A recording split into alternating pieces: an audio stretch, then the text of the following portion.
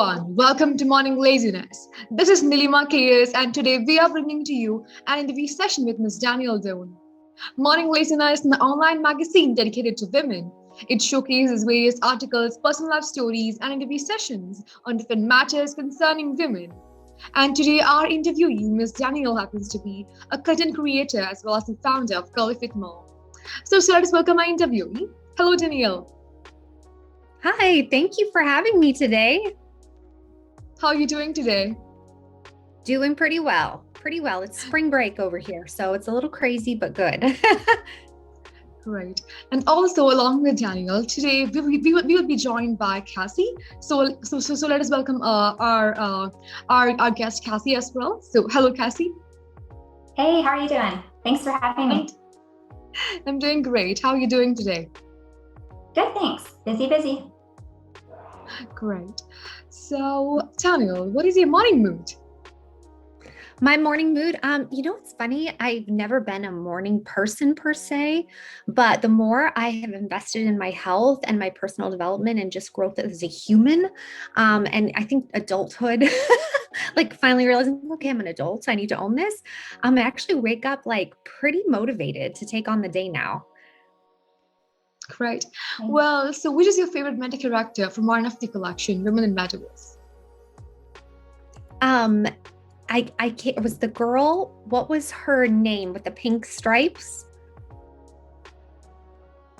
Okay. Is that who we're talking about? Sorry, can you say that again? I'm a little confused by the question. It's okay. It's okay, no problem. I'll repeat the question for you. So, which is your favorite meta character from one of the collection, Women in Metaverse? Okay, it's Simple Me, number one. That's why. Yes, thank you.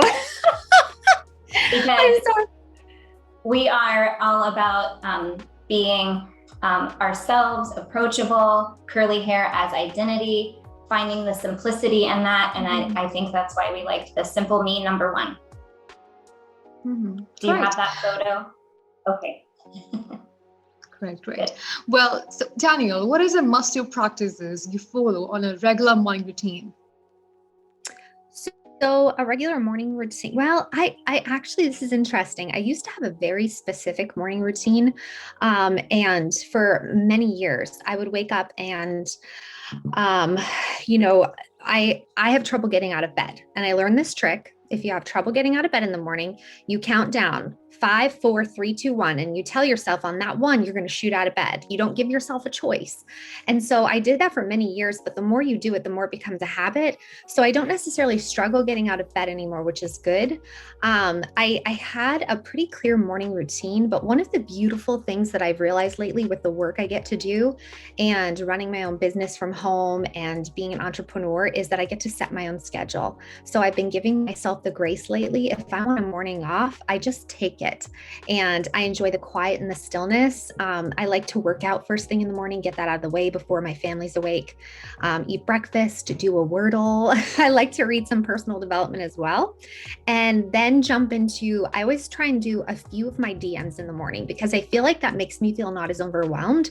I know some people say stay off social media, which I actually do that first thing. I don't want to get caught up in the social media world, but I also am trying to be very intentional of later on when I go to answer DMs, I don't want to have a full inbox. So if I can knock out a few of them in the morning, it helps me feel better prepared for my day. I really do also like to start my day with the Bible. I've actually been listening to a Bible in the Year podcast, and I just find it sets my soul up for success for the rest of the day. That sounds great. Well, tell us about your curly hair journey. Oh, my curly hair journey. That's been a fun one. So I've always had curls. I grew up with curls. My poor mother didn't know what to do with them. And so I went into my teen years hating them and straightening my hair, as a lot of people did through the 90s. I mean, it just is what it is.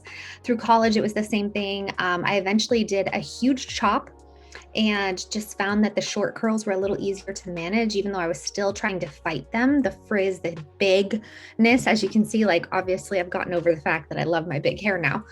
But it wasn't really until after I had my second child that I actually chopped my hair again and decided to just embrace my hair. The short curls were easier to manage, and I started to just love that, the simplicity of it. And I found the curly girl movement at that time and started digging into the research of hair and learning it. And eventually I started, a Facebook page where I was helping educate people as I learned and tried things. And then from there, I started an Instagram page where I was just like sharing my own journey and hoping that that helped women along the way. Right. Well, Cassie, would you like to add something onto the curly hair movement that Daniel had founded and how you were able to contribute towards thing? Sure. I'm just very fortunate for people like Danielle. My hair didn't turn wavy curly until I had my first child. And I don't know if this is the case for everyone, but for me, I was really overwhelmed. I didn't look like myself. I didn't feel like myself. And I had never experienced this hair. I actually thought it was just a different texture and frizzy. I didn't know that there was a pattern, and come to find out after years of trying to research, that happens to a lot of people. And fortunately, because of influencers and educators like Danielle, after years of trying to figure it out, I stumbled upon the curly hair community, research, education. And through my work with Royal Locks, we actually partner with people like Danielle, and they educate our consumers, they try our products, they tell the curly hair community what they think, they teach them styling routines, everything to make your curly hair journey better. So I'm thankful for her and people like her in a couple of different ways. That sounds great. Well, Cassie, then why don't you take us into more of your best products or your latest products? Oh, our products, let's see. Well, we have what we call curl enhancing products. They are high performing with nourishing and natural botanicals. So it's kind of a neat mix. You don't often find that too much in the curly world. There's a lot of one or the other. So I like that ours are multi-benefit. They're very high performing. A little goes a long way. And I find that for people like me and a lot of our customers, that works because they really do fit into your lifestyle. They're built for simple routines. Curly hair can sometimes be a little bit cumbersome and overwhelming. Sometimes it takes a long time to do what you want. And it's important to me to have great products that work well, that give you beautiful results. But for me, they're simple. They're built for simple routines. And I don't know, I think Danielle can tell you a little bit about her favorites. She's tried a couple, and her styling routines are amazing. I love it's the Pro Cream, right? I always get names wrong. Obviously, I'm not great with it, but yes. That's so okay. the Pro Cream. Pro Curl Cream Gel. It's a cream and a gel. That's why we like it. That's the one that I love because I get definition and volume. So that is like one of my favorite things about that cream is it gives good grit, which is something that it sounds a little weird. You want gritty hair, but it keeps it so that you have a little more texture in your hair, which a lot of people, they'll say, oh, my curls fall flat. It's just too silky almost. I'm losing some of, the gel kind of goes for a few hours, but I love that. It just gives me like massive volume with some definition still. So yeah, the Pro Curl Cream is definitely one of my favorites from Royal Locks.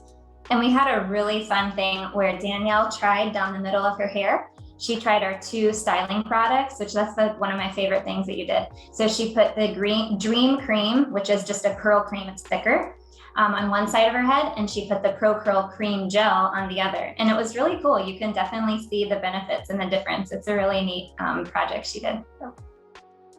That sounds great. Well, Danielle, so do you work out regularly? What was the most challenging aspect about your weight loss journey? I think the most challenging aspect is consistency. And I know that's what a lot of people struggle with. It's the keep going. We can start excited. We can start with that, oh, I'm starting something new. I'm going to do this and crush this. But the consistency to keep going time after time, even when life gets in your way and you face obstacles, because there's always going to be busyness. There's always going to be, children, puppies, life, trips, vacations, spring break that are going to throw you off your schedule. And the key is to find something that you can keep doing, that you love doing, and have accountability, community, and support to keep you going on it. I do work out consistently 5 to 6 days a week. And I've been doing that for the past let's see, my daughter is 13 and I started when she was about 9 months old. So it's just been something that now brings me so much joy. And at first it didn't, like I hated working out, not gonna lie. But now it's just something that I need for my own soul and my own body every day to keep showing up. Great. So again, in order to like stay on your weight loss schedule, people often treat themselves with cheat days. So what is your opinion on having cheat days? Did you used to? Did you often do the same during your weight loss journey as well?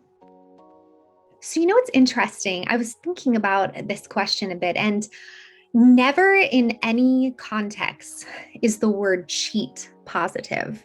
And I think that having that in our health and wellness journey and using that mindset can often throw us up because we'll say, oh, well, it's just a cheat day. But honestly, you never want to cheat yourself on this journey.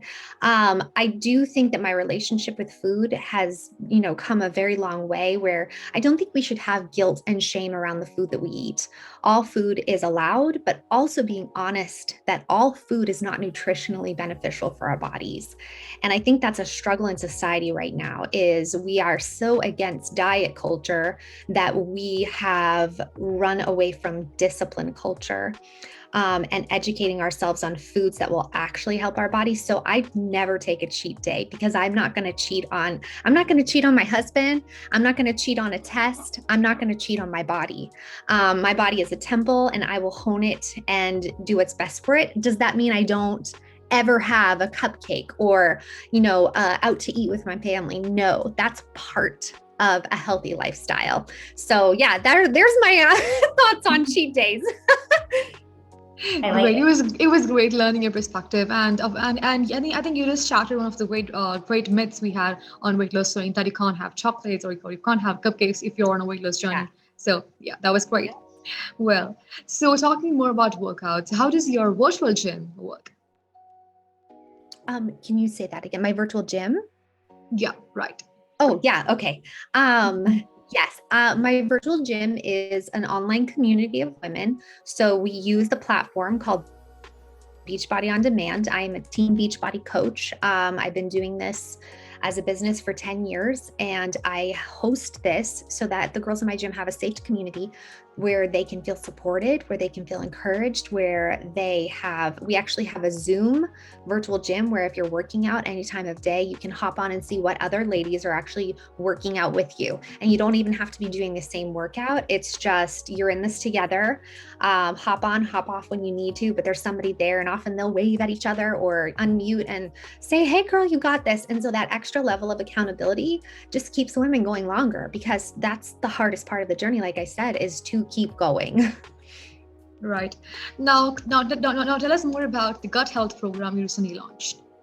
Oh, wow. Okay. This program is life-changing, and it's been interesting to me as people have asked me about it, because when I share that I've had to change my food to restore my gut biome, people haven't really liked that very much. They want me to share a quick fix or a supplement they can buy. But a lot of times we forget that supplements are supplemental. That's what the word means. We should be getting most, if not all of our nutrients from the food that we eat. Supplements are supposed to support that. And it's the same thing with your gut health and your gut biome. Like, our gut affects so much of our bodies, and doing these 4 weeks of resetting that and has been just life-changing for me. Like, I can't even, I was so nervous about doing it because there's this mentality of, oh, well, you have to, you're restricting certain foods, but it's actually not about the restricting part. That's the smallest part of it. The biggest part is what you're replacing, what you're focusing on, the foods that you're nourishing your body with, and how you're actually restoring. And like, your sleep is a part of your gut, your skin health, your brain function, all of these are supported by a healthy gut. And I think that we are so over processed, even in our healthy foods, that we don't even realize how good we could feel if we're willing to just do hard things for a little bit of time. I don't know. It's been pretty amazing. Right. Now, going back to Cassie, sorry for leaving you hanging over there for a while. Great. No, So as a female, I enjoy it. right. Right. So as a female entrepreneur, what was the most challenging aspect of beginning a new haircare brand? Oh, okay. This one's interesting to me. Actually, we didn't start the company, we bought the company. It was founded in 2014 and it has a great story. The founder was a curly hair woman herself. She was, as a teen, going to all the different drugstores and trying out all the different traditional gels, and she couldn't find one that worked for her. So she would create them in her bathroom, I think, or in her home, by mixing them together until she figured out the mix that works for her. And she started producing it. And we bought the company in fall of 2019. And we brought production from overseas to, it's now made in the USA. So we did a whole retweak of the formula. So they're reformulated for even greater performance. They're made in the USA. They're sulfate, paraben, cruelty-free. We're really proud of all of that. And I would say the hardest part might be the standard answer these days, which is we actually did have an upset with COVID, because during this process, we didn't know it, that COVID obviously was going to happen. And we were already halfway through with our process of moving to production to the US when COVID hit. So we really were hit with a lot of supply chain issues, and it delayed what I called our relaunch and our rebrand, and getting out the word of what we had done with the company. And, you just have to get involved, I think.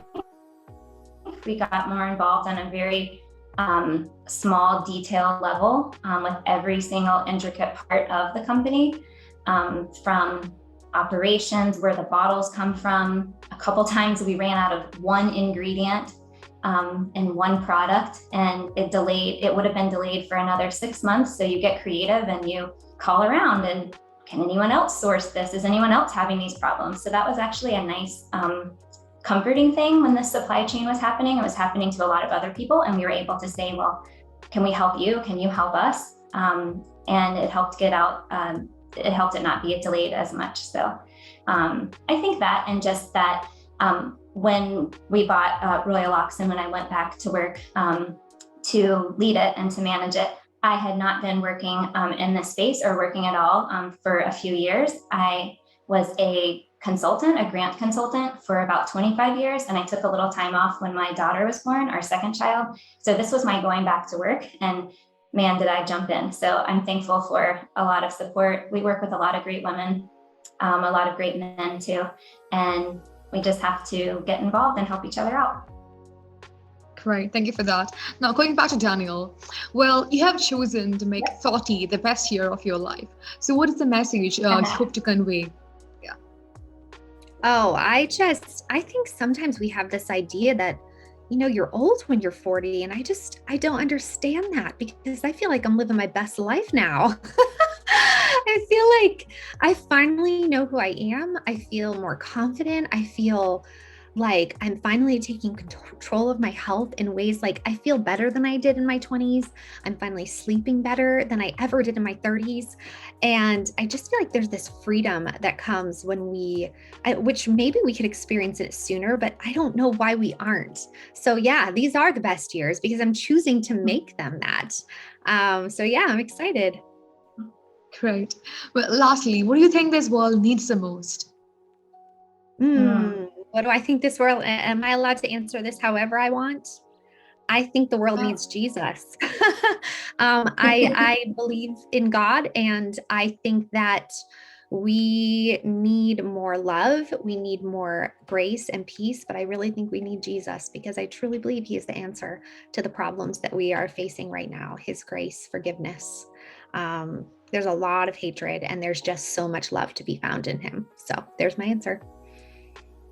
Right. So on that note, we come to the end of this interview session. Thank you so much, Ms. Danielle, for joining us today. And thank you, Kathy, once again for joining us today. We truly appreciate your time, both of you. And thank you, and have a nice day ahead. Thank you. Thank you so much. Thank you.